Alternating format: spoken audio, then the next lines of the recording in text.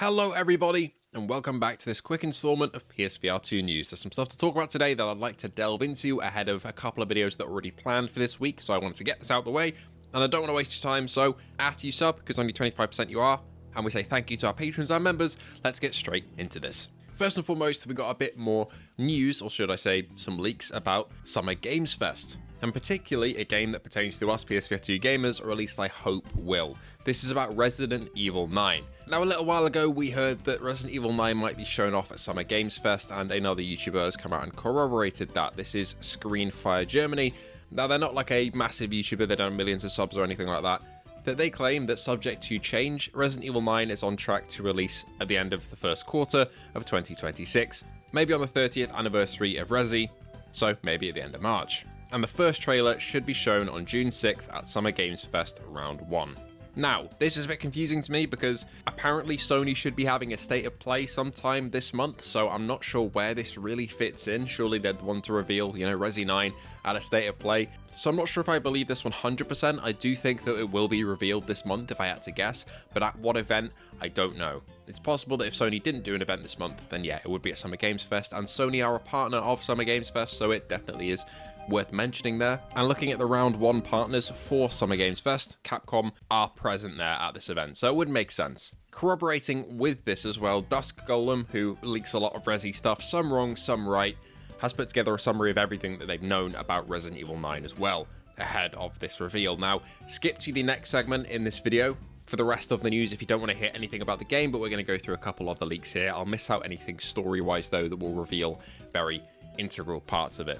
Essentially, Resi 9 started initial development, so pre-production, in 2017, and started development as Resident Evil 8 rather than Resi 9. But Capcom didn't want a massive release gap between Resi 7 and Resi 8, so ultimately it became Resi 9. The scrapped original version of the game was an open-world co-op game set on a fictional Singapore island, and they've heard that the final game is not set in Singapore, so we'll see if that's accurate. The final game is not co-op either, it's single player. This version of Resi 9 was scrapped in 2020, sometime around when Village started its marketing cycle, and after the release of the Resident Evil 3 remake.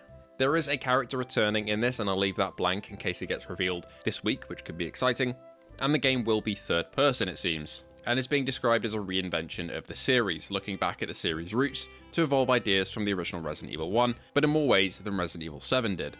We're still using the Resident Evil engine here, of course, which gives me hope that we will be having VR support here. I really hope that it does, especially if this is accurate and the game actually started development back in, say, 2017. They'd already planned for Resident Evil 4 Remake and Resi 8 to have VR, so hopefully Resi 9 always having VR was a thing that is carried all the way through and we still get it. Despite the open world rumors that we had last year, apparently the final version of the game isn't open world, at least not any more than the other Resi games. There are big areas, but it's not a sandbox for you to explore, and it'll only have one campaign with one playable character. It's the biggest budget of any Resident Evil game, it's had development the longest, and it's trying to push above series expectations. It'll lean towards more horror than action, which is not a good sign for me, especially if it's going to get VR support, and has a very witchy and strong gothic horror atmosphere.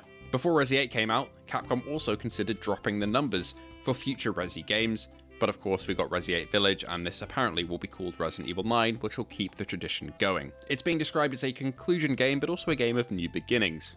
We'll see the major status quo changes in the universe here, and it's being treated as the end of the story that started in Resident Evil 1, and open up the series for different types of stories. Again, nothing radically new or substantial here, just mostly a tease, and just thought they'd summarise what they've been saying since 2020. How much of this do I believe?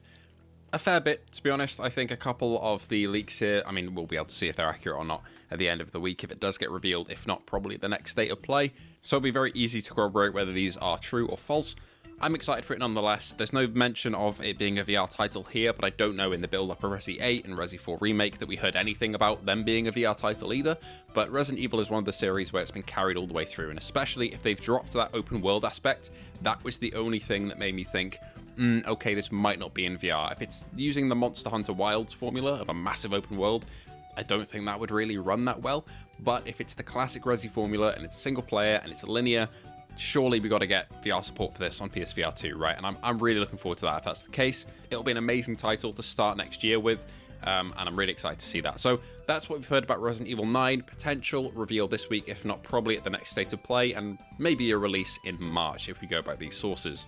Okay, so that's all of our Resident Evil news. That's the main part of today's video, but a couple of other developments and announcements have occurred over the recent couple of days. Pulse VR got its free VR mode on PC VR. Now, this game is a bit of a spooky liminal space horror game where you go around a pool room, essentially. Lots of winding tunnels and pool environments, and it's now got free VR support. It's a free update for the PC build of the game. And they're now saying after they've done some bug fixes, I think one of the main ones right now is having different water reflections in either eye due to the way it's rendered. So once they've sorted that out, they'll be focusing on the PSVR2 version of the game, and we'll be getting it over on our headset, which is very exciting news. I'm excited to jump into this one. I love me some liminal space atmosphere.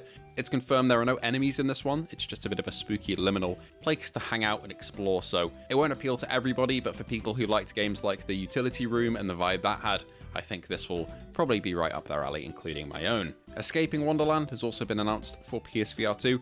It's on the PS Store at the moment, available to wishlist. As you can see on screen right now, this is the quest trailer of the game. I remember it being shown off at quite a few conventions, I want to say last year or the year before, and I think it had pretty positive receptions. And I think it's being published by Beyond Frames on PSVR 2, who did a bit of help for the Ghost of Tabor port, I want to say, or published fully the Ghost of Tabor port. So hopefully this one will be a good port as well. If you're into puzzles and kind of adventures, then this will be right up your alley. For the final piece of news today, I want to credit I Want a Lot, who is a commenter on yesterday's video, who was talking about Kayak VR Mirage, saying that a new environment is coming. And I at first was confused by this. I didn't know anything about this, but jumping over to their announcements page over on Discord, yeah, it's true. They've done some bug fixes to the game. They've polished it up in preparation for the next patch, which is right around the corner, according to them, which includes a new environment. This one should be another DLC paid like Soka Valley, I assume. I have no idea what environment they're going into this time. I'm really excited to get my hands on it and give it a go though, but it should be this month, I think, from what we're seeing. I know Kayak VR isn't for everybody, but for me, I really, really enjoy it. So I'm excited to see how that comes around. Anyway, that'll be all for today. Thank you so much for watching, and I hope to see you all in the next one.